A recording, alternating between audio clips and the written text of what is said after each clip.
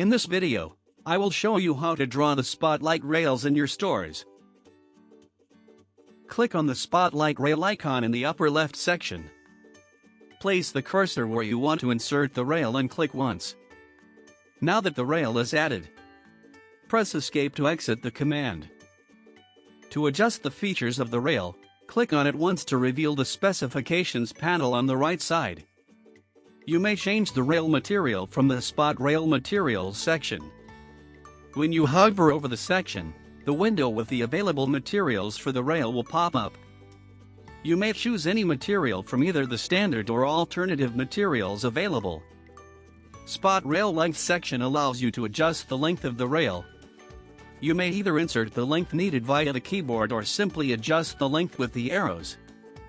Once done with all the settings, press Escape to exit the command. You may move the rail to the desired location. To do so, simply click to select the rail, click on the Move Selection icon and left-click on the scene to move the rail. Once located at the desired position, you may copy and paste the rail.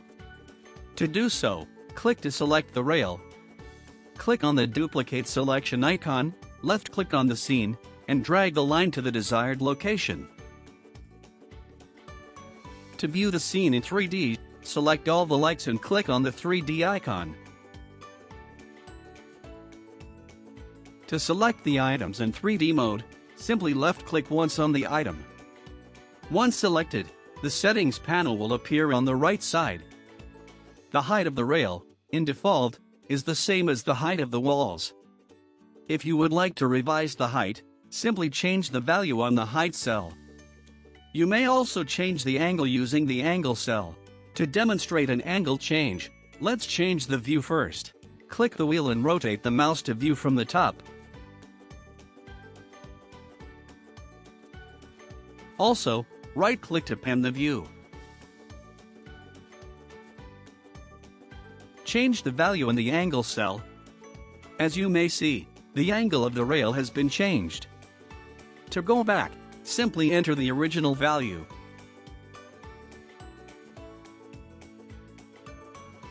You may also use the Undo and Redo icons on the top of the screen.